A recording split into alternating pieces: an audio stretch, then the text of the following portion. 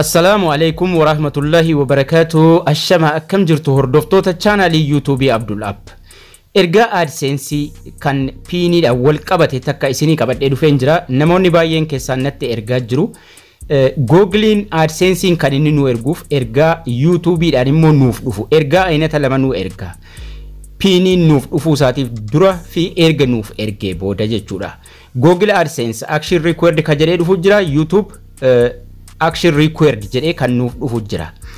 Garaagarummaa kana lamman addaan baaftanii beekuun dirqama jechuudha. YouTubein kan nuuf ergu waliin haa ilaallu. YouTube jedhee jechuudha action required nuun jedhee ergaan ni jalqaba. Our record show that you will need to verify your address. Address kan kee verify gochuu qabda. A personal identification number PIDA was posted to your payment address 3 to 4 weeks ago. Baatii sadii afuriin dura isiif ergamee jira. Kanaafuu AdSense keetti guuttadhu gara kaffaltiitti darbii YouTube irraa maallaqa argachuu eegaluuf nuun jedhee nuuf dhufanni kun.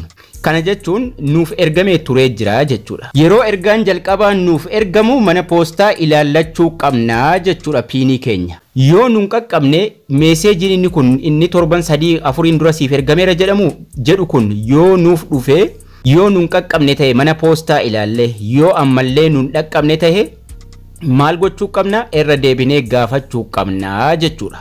Tanaan ala baatii afuriin booda ni gubata chaanaalii keenyarraa beeksisnis ni kaafama jechuudha. Kanaafuu irra deebinee meeseejii kana argineerra taanaan meeseejiin kun akkuma nu dhufeen deemnee ilaalu hin dhufne taanaan irra deebinee request nan qaqqabne naafa ergamu waan jedhu guuchuu qabna. Inni lammaffaan meeseejiin inni kun Google AdSensein jalqabuma nuuf erga isa kana. We sent your personal identification number Miller. Guyyaa akkasii siif erginee jirra. Lakkoofsa sana fudhadhuuti yeroo lakkoofsi piinii sun si qaqqabe AdSense kee irratti guuttadhu akka kaffaltii yookaan immoo maallaqa irraa argachuu jalqabduuf YouTube keerra. Guyyaa meeseejii kana argite eegalte mana poostaa deemiti gaafachuu eegalii nuun jedha inni kun. Isa jalqaba nuuf ergamu jechuudha inni kun. Kanaafuu yeroo meeseejii isa kana argine mana poostaa gaafachuu eegalu. Tarii bultii lama na ta'u sadi na ta'u bultii afuriin irra deddeebinee gaafannee ilaalu. Haga meeseejiin inni lammaffaa torban sadii yookiin afuriin dura siif ergineerra inni nuun jedhu nuuf dhufutti jechuudha. Piiniidhaan wal qabatee meeseejiin nuuf ergamu kana lachanii. Inni kun inni jalqaba nuuf ergamu verify your address waan jedhu dhumarraa qaba. Google AdSense jedha mata dureen isaas. Inni jalqaba garuu YouTube'itu nuuf erga action required jedha. Kanaafuu torban sadii yookiin afuriin dura siif erginee jirra. Inni jedhu nu qaqqabnaan irra deebinee request gochuu qabnaa jechuudha. Akkaataa irra deebinee nu qaqqabne irra deebi'amee nuuf ergamu ka jedhu barnoota isaa barsiiseen jira chaanaalii kiyya jala playlistii jala galuudhaan barnoota AdSense jala yoo piiniin nu qaqqabne akkamitti irra deebinee gaafachuu dandeenya yookaan immoo request gochuu dandeenya ka jedhu jira. San daawwattanii ilaaluu qabdu.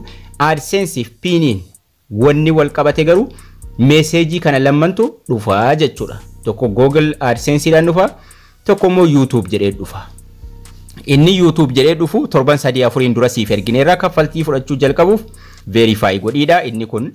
Inni lammaffaan immoo inni isa jalqaba nuuf dhufe siif ergineerra mana poostaa gaafadhu isa nuun jedhu jechuudha. Kanaafuu haala kanaan meeseejii kana lamman kan YouTubein nutti erguuf kan torban sadii afuriin dura ergineerra yoo sin dhaqqabne irra deebii gaafadhu isa nuun jedhuuf akkasuma meeseejii isa siif erginee jirra mana poostaa deemii gaafachuu eegali kan nuun jedhu sana lamman kana addaan baafnee beekuudhaan yoo nuun dhaqqabne irra deebinee gaafachuu.